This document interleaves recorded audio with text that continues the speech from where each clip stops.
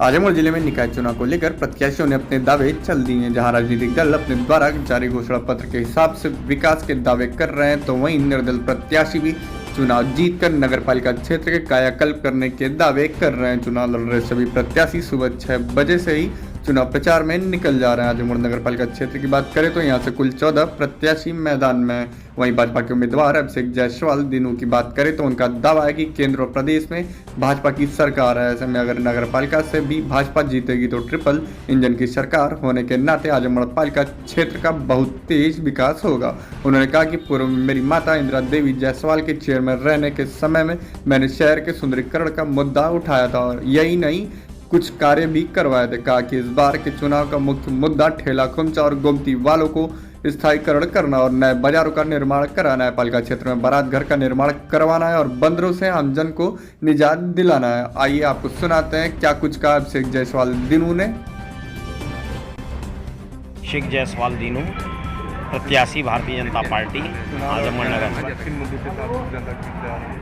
चुनाव मैं आजमगढ़ चुनाव नगर पालिका का कई मुद्दों के ऊपर लड़ रहा हूँ। जैसे यहाँ पर ड्रेनेज की कई भी मोहल्ले में समस्या है और कई मोहल्ले में सफाई की भी समस्या है। प्लस यहाँ पर चुनाव का मुद्दा मेरा देखिए इस साल का, इससे पहले भी मैं चेयरमैन मेरी माता जी थी जिसमें हमने सौंदर्यीकरण का मुद्दा उठाया था, जिसमें रेलवे स्टेशन वगैरह कई बाज़ारें, नरौली, चौराहा का काम किया गया। लेकिन इस बार का मुख्य मुद्दा है कि ठेला और खुमचा और घुमती वालों का स्थायीकरण करना, नए बाज़ारों का निर्माण करना। क्योंकि मैं देखता हूँ कि हमारे यहाँ जो गरीब हैं, ठेला वाले हैं, शहर की लगभग आधा से ज़्यादा आबादी फुटपाथों पर दुकान करके अपना ठेला घुमती लगा करके अपने परिवार का जीवन यापन करती है। उनका स्थायीकरण करना मेरा मुख्य मुद्दा है। नई बाज़ारों का, नाइट मार्केट का, ओवरब्रिजों के नीचे निर्माण करने का मुख्य मुद्दा हमारे पास है। मैरिज हॉल निर्माण, जैसे मुबारकपुर हमारी कई नगर पालिकाओं में नगर पालिका के बड़े बड़े नए मैरिज हॉल बने हैं, जिसे 5,000 रुपये में गरीबी भी आदमी अपना मैरिज हॉल लेकर के शादी कर ले। विभिन्न जो भी हमारी सरकारी ज़मीनें जो बची है नगर पालिका पर, उन पर कई वार्डों में मैरिज हॉल का निर्माण करना। इस तरीके से कहा जाए बंदरों से निजात पाने का मुद्दा, क्योंकि बंदर बहुत खतरनाक चीज़ हो गए हैं। क्योंकि कई लोग छत पे बच्चे गिर गए, उन्हीं बंदर के चक्कर में कई लोगों की मृत्यु भी हो गई। तो ये सब देखते हुए ये सब जो विभिन्न मुद्दे हैं उनको लेकर के लड़ना है। चूँकि चिर परिचित पूरे शहर से हम हैं, शहर के लोग हमें जानते हैं, हमारे कर्म को जानते हैं, हम उनको जानते हैं। यह हमारे और उनके बीच का है और मसला। और इसके हिसाब से मैं ये समझता हूँ कि आजमगढ़ नगर का व्यक्ति भारतीय जनता पार्टी को वोट देगा, जो भारत सरकार और उत्तर प्रदेश सरकार के साथ, 2 इंजन की सरकार के साथ तीसरा इंजन इस नगर पालिका का जुड़ने जा रहा है। यह मेरा पूर्ण विश्वास है और जिससे आजमगढ़ प्रगति करेगा। यहाँ पे जो भी व्यवस्थाएं हैं और सुचारू रूप से सरकारी योजनाएं बहुत युद्ध स्तर पर आएंगी। और इससे बड़ी योजना है कि एक प्रतिनिधि जो नगर में बैठेगा वो उनकी समस्याओं को लेकर के बड़े मुख्यमंत्री स्तर तक भी उनकी समस्याओं को पहुंचाने का काम करेगा। यह सबसे बड़ी सौगात इस शहर में मिलने जा रही है। अतः आप सभी लोगों से अनुरोध है कि शहर को मिल करके एक संकल्पित होकर, एकत्र होकर के उस प्रतिनिधि को स्थापित करें जो आपकी बात ऊपर पहुंचा सके और नगर विकास के लिए धन सरकार से ला सके। वहीं आम आदमी पार्टी के प्रत्याशी राधेश्याम गुप्ता ने कहा कि गृह कर हाफ, वाटर कर माफ के मुद्दे को लेकर जनता के बीच जाने का काम कर रहे हैं। यदि जनता का आशीर्वाद रहा तो शीर्ष नेतृत्व के निर्देश में सारी व्यवस्था सुदृढ़ की जाएगी, भ्रष्टाचार को समाप्त किया जाएगा, ताकि पालिका की जो भी व्यवस्थाएं चरमराई हैं, वह चाहे नाली की सफाई हो या रोड की सफाई या पानी की सप्लाई की व्यवस्था हो, उसको दुरुस्त किया जाएगा। साथ ही पालिका के कर्मचारियों के वेतन को नियमित ढंग से निर्गत कराया जाएगा। कहा कि पिछले समय में मैंने समाज सेवा के रूप में जनता की सेवा की है। आइए आपको सुनाते हैं क्या कुछ कहा राधेश्याम गुप्ता ने।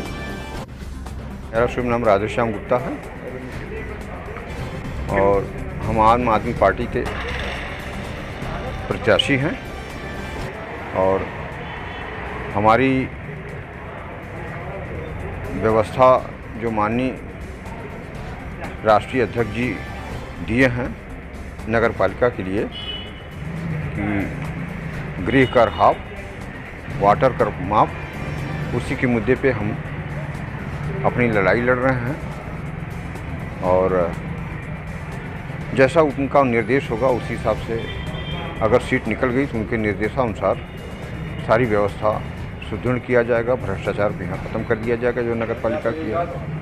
सारी व्यवस्थाएं जो चरमरा गई हैं, चाहे नाली की साफ सफाई की व्यवस्था हो, चाहे रोडों की सफाई की व्यवस्था हो, चाहे वाटर की सप्लाई की व्यवस्था हो, जो चरमराई हैं उसको सुधारने का प्रयास किया जाएगा और कर्मचारियों की नियमित समय से वेतन भी दिलवाने का प्रयास किया जाएगा।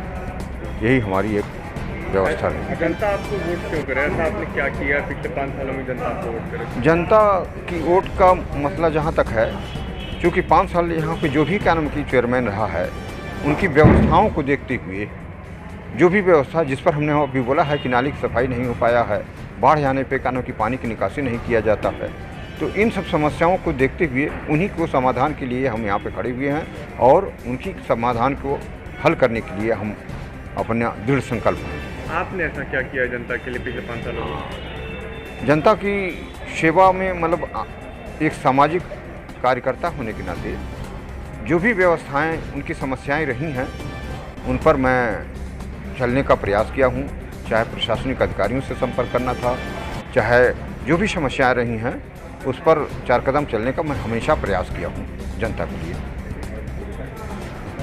अब देखना यह है कि जनता किसे अपना उम्मीदवार चुनती है। क्या झाड़ू चलेगा सड़कों पर कि पटरी पर दौड़ेगी ट्रिपल इंजन की सरकार?